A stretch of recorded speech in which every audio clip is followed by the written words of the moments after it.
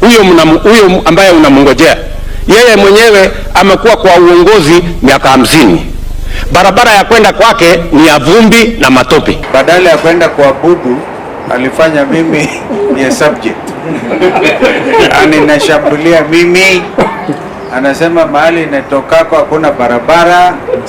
Nimekuwa kwa uongozi miaka 50 hata hajui kufanya hesabu. Welcome back to Havana Media, and of course, if you are joining us for the first time, kindly take a moment to like this video, share it with someone who cares about where this country is headed, and subscribe so that you don't miss these calm, in-depth political conversations from here at Havana Media. So today I want us to slow down and talk honestly, and not in anger, by the way, not in slogans, but in reflection. Because what we are witnessing right now may just look like just another political exchange, but in truth, it is much deeper than that.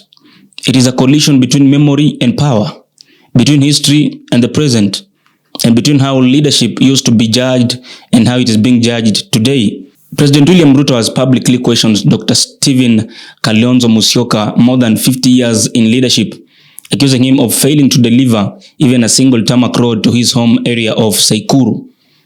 And with that statement alone, the country paused.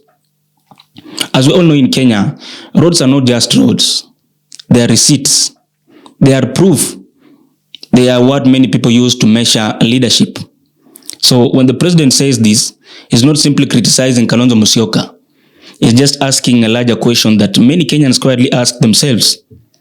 What do long years in leadership really mean if there is nothing visible to show off? It is a powerful question, of course, and it landed very heavily in the minds of Kenyans and also the leader, Kalonzo Musyoka. Nimeona kuna viongozi wengine wanasema hiyo mpango ya kujenga barabara hizi zote ati mimi nimetangaza ati haiwezekani.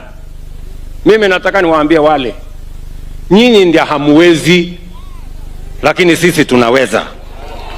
Tunaweza ama hatuwezi? Tunaweza ama hatuwezi? Na sio shida si wao, shida ni mpango hawana. Sasa mimi nataka nikuulize mtu wa Kiambu. Wewe sasa kama unangojea mtu akuje akupangie barabara ya kwenda kwako, kwa sababu barabara ya kwenda kwako bado ni vumbi na bado ni ya matope, unamngojea akuja akupangie. Yeye mwenyewe huyo ambaye unamngojea, yeye mwenyewe amekuwa kwa uongozi miaka 50. Barabara ya kwenda kwake ni ya vumbi na matope. Atatoa wapi akili? Kama amekosa akili ya kupanga barabara ya kwenda kwake, atatoa wapi akili ya kupanga barabara ya kwenda kwako? Ndio mnaona wanasema ati haiwezekani, because they have never planned anything. Kalonzo Musyoka did not respond with anger. He did not shout back. Instead, he just expressed disappointment. He said that while Kenyans expected the president to be in charge reflecting on God's word, he instead chose to launch a public political attack. That statement was not about religion.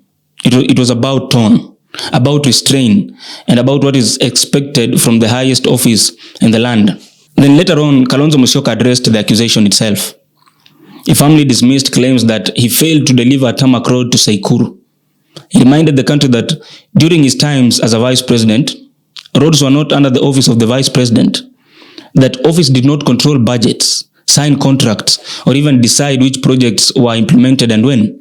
Those discussions were made elsewhere, in ministries, through the treasury allocations, and under executive priorities set by the sitting president.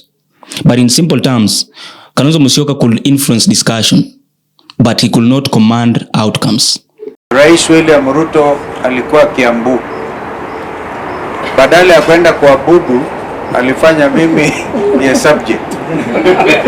Aninashambulia mimi, anasema mahali netokako hakuna barabara. Nimekuwa kwa uongozi miaka 50 hata hajui kufanya hesabu. 40 years, not 50 years. That means 40 years of serious experience. Nikiwa vice president, I launched the construction. Kapeleka contractor by the name Simo Haino. Ataka Ruto akanushe kwamba Sino Haindro.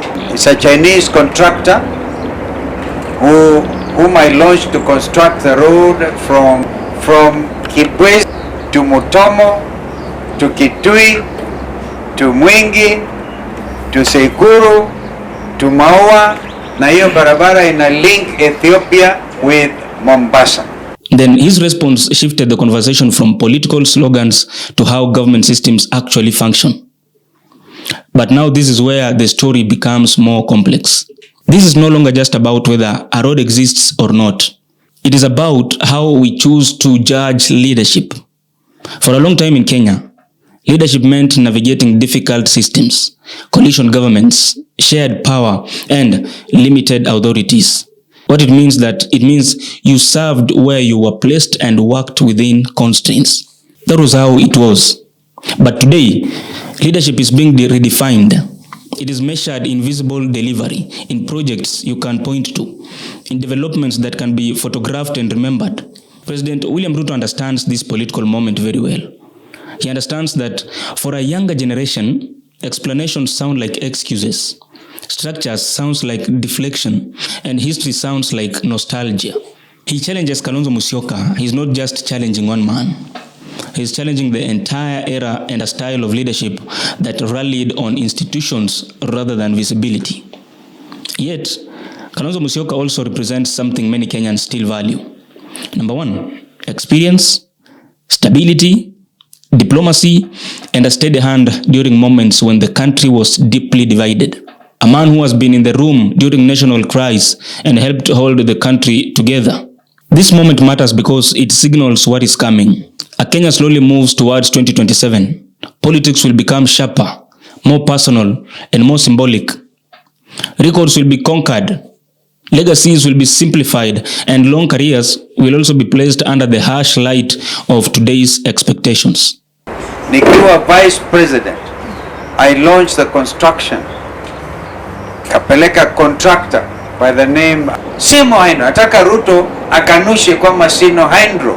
It's a Chinese contractor whom I launched to construct the road from Kibwezi to Mutomo to Kitui to Mwingi to Tseikuru to Maua, na hiyo barabara ina link Ethiopia with Mombasa. But now, this is not just about Ruto versus Kalonzo. What we think is, it is about the past being interrogated by the present. It is about the future being shaped by how we remember our leaders. But here at Havana Media, we believe political conversations should not be rushed or shouted. They should be understood. President William Ruto has every right to question leadership records, and Dr. Stephen Kalonzo Musyoka on his side has every right to defend his. What Kenyans deserve is truth without contest. That is it.